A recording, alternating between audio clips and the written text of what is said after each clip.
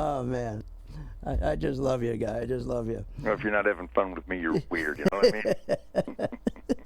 Hey, before I begin, I got to ask you a question. Have you heard that today's the budget, right? They're putting in Obama's putting his budget Yeah, in. that's awful kind of you to use the word budget because it's not one. I know. You know, I actually run a household and a number of businesses, so I actually know what the budget word means, and I haven't seen anything even remotely represent anything budget from any of these punks in Washington. Well, Next point. Well, what really makes me upset is he's now telling us, he's telling you, and he's telling me, we worked hard, we built our own business. Oh, I'm sorry, the government built it for us. Yeah, we didn't. Yeah, we didn't do anything. That wasn't my alarm clock. Yeah, right. And he's saying now that he's going to determine that you and I can only retire with $205,000. That he's making that determination under his budget today that no longer we can't have any more than $3 million in our IRA, and that the maximum he's going to let us live on is $205,000, and that's in his budget today. Do you believe that? Well, Phil, anybody that believes anything out of the Chicago gangster, acorn scammer in chief needs their head examined. Of course, that identifies heartbreaking. This pains me deeply to admit these truths, but we have a nation of idiots. I mean, who believes the guy who, throughout his campaign, claims that he's going to bring about world peace, save the children, end hunger, stop global warming, and create energy independence for America, when every move, all of his conduct, all of his programs, all of his policies do just the opposite in every instance? Let's identify some of the most egregious accomplishments and crimes, I believe, of President Barack Obama when he helped create the gun-free zone of Chicago, where since we've got on the phone, since we started talking, I'm sure in the gun-free zone of Chicago, some paroled punk has shot somebody. It's all such a scam. It absolutely breaks my heart, and an awful lot of American families' hearts are broken that we have plummeted into this abyss of denial that is the President Barack Hussein Obama, and of course his gun-running Attorney General, not mentioning, of course, the Hillary Clinton refusal to provide security for Americans in the most dangerous places in the world, even after they begged for it. And you know, I could go on for about 100 hours without even taking a breath with examples of the criminality and the abuse of power and the corruption that Barack Obama and his gangsters in the White House have created. But we need to spotlight cockroaches. So thank you for allowing me to do so on your show. Well, Ted, that's great. You know what I don't understand is, you know, last night I was watching, I was appalled, and I'm sure you too. They're dancing on Thatcher's grave over there. And how appalling that is. And I'm thinking this woman did what this woman did for Great Britain, they were going towards socialism, toward communism, just where we are right now. And the timing was perfect. She came in and she snatched Great Britain from socialism. We're going the other way towards socialism. And I'm thinking last night, I'm going, my God, you know, they were lucky. The timing was perfect. She came in, she won, and she was able to stop it. We couldn't stop it. We got another 4 years. What are we going to do? Yeah, what do we do between now and 4 years? And to your point, I mean, I was over there in Great Britain because they need my music over there, because they need to know what the soundtrack of defiance and freedom looks and sounds like. So I was able to bestow upon them what otherwise sheep aren't allowed to think. And I watched the suicidal, self-inflicted destruction of the sheep-like, whining, soulless crybabies of England when I watched these huge shipping ports going bankrupt because they got 600 guys doing the job of what one of my road crew could have done. Wow. And, I mean, I'm not making this stuff up. People can go ahead and examine the evidence because I'm sharing with you what I saw firsthand. And so the law in England, before the great Iron Lady took over, the law in England was that if your shipping yard was going bankrupt because you're spending more than you're bringing in, Phil, do you believe I have to actually say these words? So if your business is spending more than you're bringing in, and you go bankrupt in England in 1976, 1977, 1978, by law, the other successful shipyards had to absorb all the entrenched and engineered suicide, economic suicide of those that went under. In other words, your business is thriving because you actually have a budget, you have accountability, and you operate within your means. And when other union destroyed shipping yards went under, you have to bring all them on and bring about the policies that caused their demise. Are you kidding me? Then, of course, the Iron Lady stepped in and went, here's a concept for you. You have to live within your means, and you have to operate in an efficient manner so that you bring in more than you spend, which, by the way, I'm just a guitar player, Phil, and I never went to college because I was too busy learning stuff. And I have always operated within our means. The Nugent family is frugal and conscientious and accountable, and we don't waste money, which is why 50 years later, the Ted Nugent Band is smiling and rocking and going on tour again because we actually have a real budget. Next question, please. Are you kidding? What is this, Planet of the Apes or One Flew Over the Cuckoo's Nest? And who's in charge here? Alfred E. Newman? This is insanity. But when you hear these guys talk, though, they talk how the economy's getting better. I hear that all the time. Yeah, right. And where's the economy getting better? I don't see it, and I'm sure you see as I do. For my own business, people are hurting. I gotta believe you see it too in your business. People are hurting. And I can't. We got another 4 years. So what do we do between now, other than speak like we're speaking? What else can we do? And who is out there? Do you see on the horizon that this time not going to get beat? That we can get somebody in there and make this thing work? Do you see anybody in the horizon? Well, again, to your point, there are some great warriors. I happen to live in the last best place of Texas, and we certainly have the best governor in America, Governor Rick. Rick Perry is just an absolute constitutionalist. He communicates and believes in the entrepreneurs and the hardest working Texas. We have the best attorney general in our country. See, my attorney general, Greg Abbott, does not run guns to the Mexican drug gangs. See the difference between my attorney general and, can you see the difference? I got it. So I was raised in what was undeniably universally celebrated as the Herculean work ethic, productive epicenter of humankind, Detroit, Michigan, the Motor City, Motown, where there was very little crime, incredibly positive energy and neighborliness and goodwill and decency and pride in your yard, in your neighborhood, in your city, in your state, in yourself. Whoa, there's a concept for you. Right. And there was great discipline. I was raised in that, the glow of crushing the Japs and the Nazis after World War II, and clearly where good won over evil.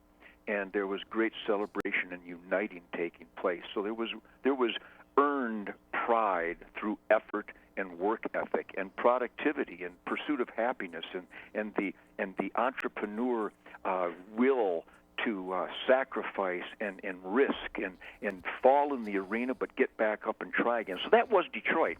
Comes the liberal Democrat scourge. I think Kwame's in jail now, and Mayor Coleman Young was basically just the Destructo Derby bloodsucker chief of Detroit. And then, of course, Jennifer Granholm. Once the ultimate city turned into an embarrassing cesspool of blood sucking because somebody brainwashed someone that you don't need an alarm clock, you don't need to get up, you don't need to try, you don't need to produce, you can just sit back, hang out, and we'll take from those who are busting their ass to be the best that they can be.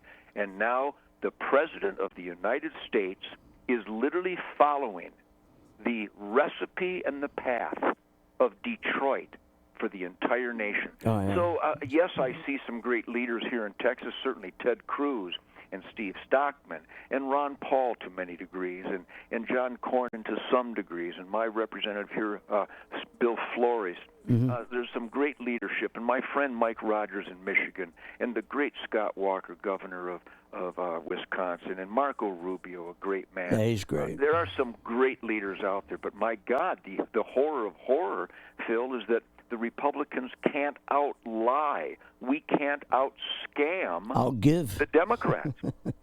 So it's a tragic time in America where the president lies through his teeth every time he opens his mouth, will claim that he's not going to take political advantage of the dead children in Sandy Hook, but every third sentence he's referencing the dead children in Sandy Hook to push through gun control that he's had on the table his entire political career. None of the rules and regulations he's proposing or restrictions would have saved one life in one crime spree or one shooting. So it's just tragic, and we have a bad man who does want to fundamentally transform America from the greatest quality of life in the world to some kind of communist Mao Zedong suburb.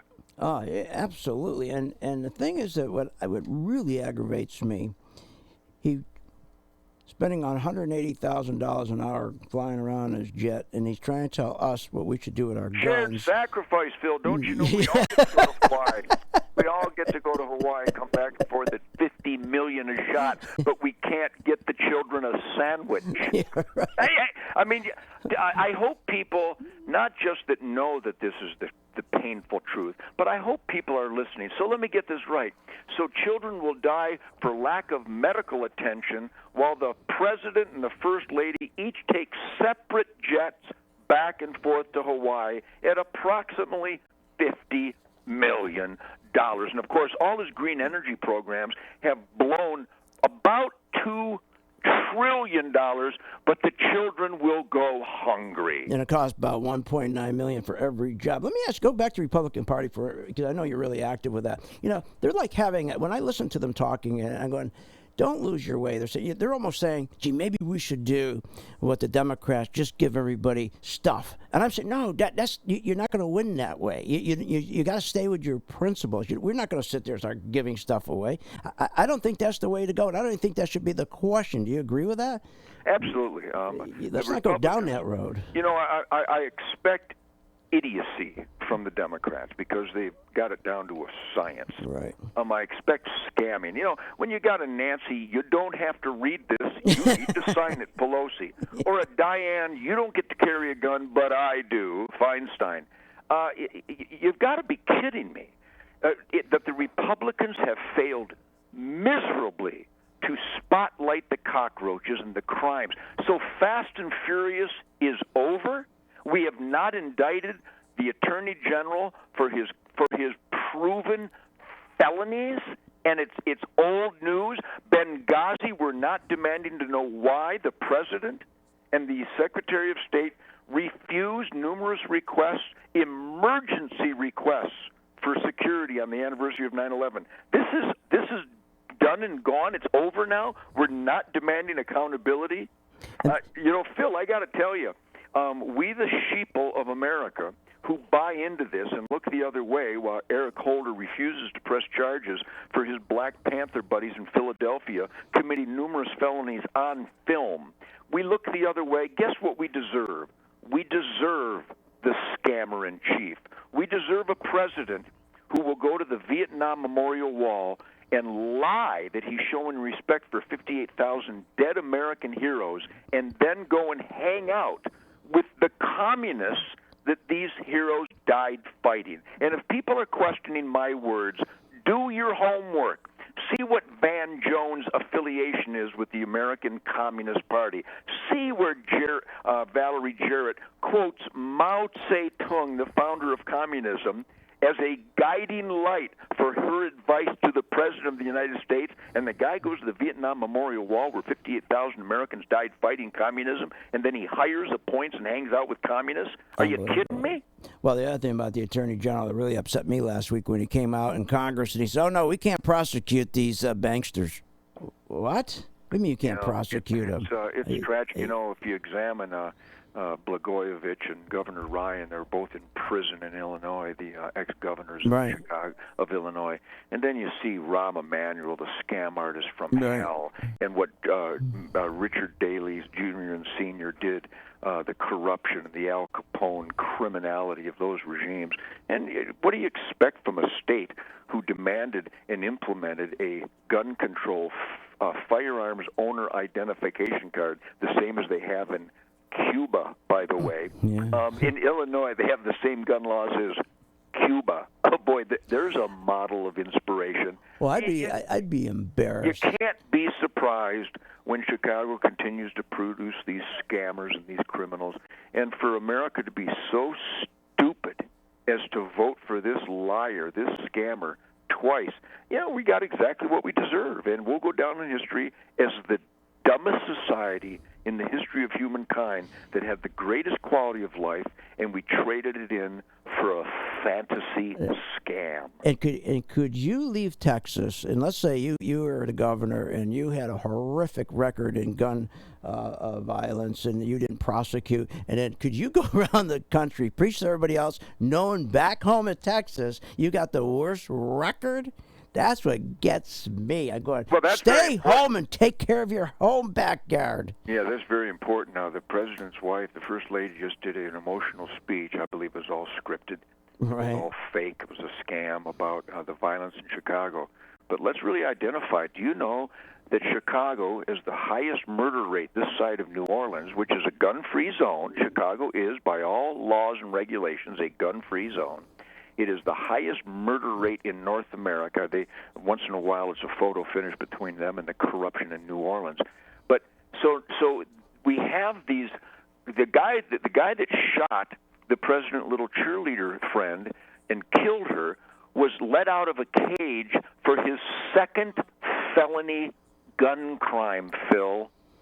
But now the president and the first lady wants to limit Ted Nugent's access to bullets and firepower. It's just bizarre world. And a very important point, Chicago is the worst. It's dead last in prosecuting those who are denied firearms through the instant check program. They don't even prosecute those that are caught. It has the lowest rate of gun crime prosecution in America. What do you think is going on there? It's unbelievable. It's embarrassing. It's just diabolical. So I'll keep fighting, and the more they threaten me, the more Barack and Eric, gun-running holder, sick their U.S. attorneys on me to get me with their scam about game law violations. It's a lie every time. I'll just get louder. It's not only not going to shut me up, I'm getting louder, and I'm standing Ted, where strong. are you going to be this summer? Are you going to be I'm touring? going to be touring all summer with the soundtrack of Defiance, the Motown celebration of Black Power, rhythm, and blues with the greatest band and the greatest songs. So I'll be touring all summer and raising hell in the media, trying to wake people up. All right, listen, we really appreciate you coming aboard with us. We really do. You're our hero. Well, thank you, Phil. Believe me. Keep the good fight, man, because we need guys like you out there. Because without your voice, man, we just have no voices. Well, believe me, I am inspired by the heroes of law enforcement and military who thank me and communicate with me literally every day, Phil, from all across this country that thank me for standing up for Second Amendment rights and identifying the criminality that is infesting our government right now. So I have saluted too many flag-draped coffins and taken heroes with no legs and no arms on hunting and fishing trips to show that I earn the freedom that they have sacrificed to provide. Well, we'll close with that. That's a great statement. Again, you're a hero. We're proud of you, and keep up with the fight, man. Well, Godspeed, Phil. God bless America. God bless the U.S. military, and let's clean house as soon as possible. You got it. I'm right behind you, brother. Thanks, man. Okay, thank you.